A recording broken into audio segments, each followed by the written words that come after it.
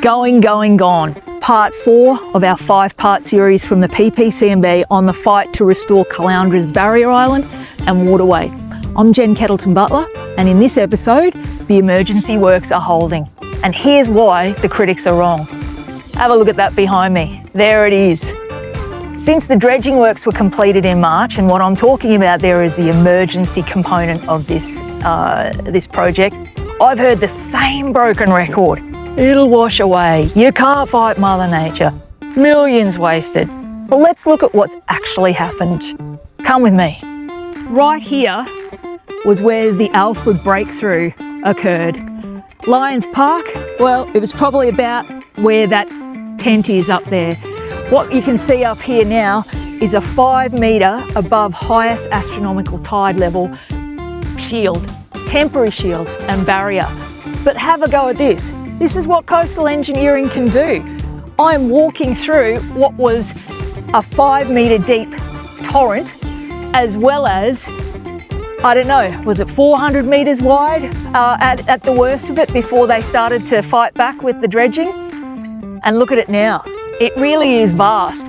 And the pictures, Bluey does a great job, but they're aerial. They don't give you an actual true appreciation of the scale of the barrier that's been built back here.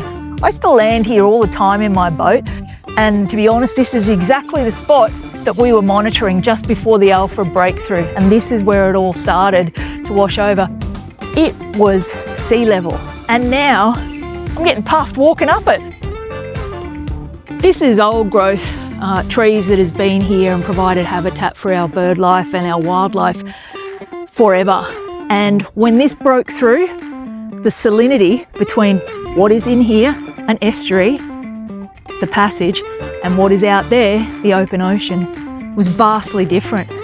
And that salinity spike kills vegetation. What keeps this island together? Vegetation. So how good is this? What you're looking at here is hardwood posts and a core fabric, natural jute fabric type of thing. Now, this is actually purposely designed, A, to break down environmentally, friendly to the area, and B, it's actually designed to trap sand. This is not accidental. Nothing about the way this project has been delivered has been, lucky or a fluke. This is deliberate. This is here to trap the sand and to help build up an area where the vegetation can take hold. So if you have a look at the actual sand here, it's quite fine stuff on top, but then when you get past that, you've got lots of grit. And one of the amazing things about the engineering of this particular piece of emergency works is that it's designed to withhold a 1 in 10 year storm event. And so that'd be a pretty bad storm event, a cyclone impacting north of us would probably fall into that category. But the beauty of this solution right now is it's exactly what we needed while our shield, the barrier island, was down. We had to put back a temporary shield while they actually designed the long-term solution. And yes, the long-term solution is going to require engineering and rocks and probably other sorts of amazing things, groins, artificial reefs, headlands, those sorts of things were all on the table. But the amazing thing about what we're standing on here is the protection and the confidence that it gives our community while we get the long-term design just right. And you can't argue with it. It's an amazing thing to see. And behind me, you can see the vegetation that's going in and being planted as we speak. And the last thing I'm going to show you, we're going to duck over here. Everybody thinks the outside of it has been scoured away already. And I can tell you, it hasn't. And anything that has been lost over the last little while is just sitting just offshore. And guess what? See that? That's a westerly wind on my back right now. And at this time of year, for the next 4 to 5 months, we're just going to have these seas groomed perfectly flat by that westerly wind as it blows offshore. And what's going to happen is Mother Nature takes and Mother Nature gives.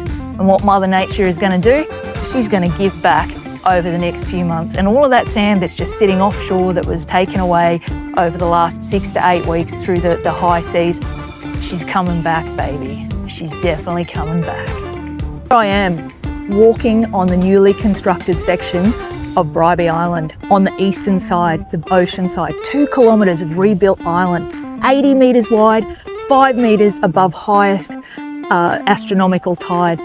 Already, this rebuilt section of island has been hit by unseasonable swell, storm and rain. But yet, have a look at it. It's held. Amazing. This sand was compacted during the construction, and the rain that we've had has really helped to leach the salt out. Exactly what you want for this new vegetation to take hold. But here's what the critics miss.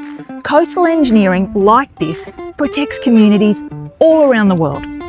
It's proven solutions that defend and stabilise coastlines and communities just like Caloundra. And I say this all the time, but when a bushfire threatens a town, we don't just shrug and say, "Whoa, it's Mother Nature, you can't fight that." No, we use our common sense, we send in the crews and we fight it. And this is no different. And there's really something else that's important and worth saying at this point of this video. This problem isn't just Mother Nature, as some people like to tell you. The independent review that was conducted last year found that decades of sand dredging in Moreton Bay has removed sand from the system that should have been feeding this coastline. And we probably didn't adequately consider the impact that that was going to have on our barrier island. Now, Caloundra has paid the price for decisions made elsewhere in this system. And I think that that gives us the right and the capacity to demand that this situation gets fixed. Our town's future depends on it. So the emergency works have proved the concept. Now, follow me guys, Caloundra needs the full solution. The bar back in its original position near Bullcock Beach. This island rebuilt in one continuous barrier. And with that, the tidal dynamics inside of the passage will be returned to pre-breakthrough levels. And that's important because we built our town on that assumption. So a consultation from the state government about that long-term solution, which was supported by the government and the majority of our community, is coming. And you need to have your say. That's why we're making these videos. This series, this is part 4. Part 5 drops tomorrow. And if you love Caloundra as much as I love Caloundra, please tune in, like, share, comment on this video, and make sure you watch part 5, the final in this series, tomorrow. Thanks for watching.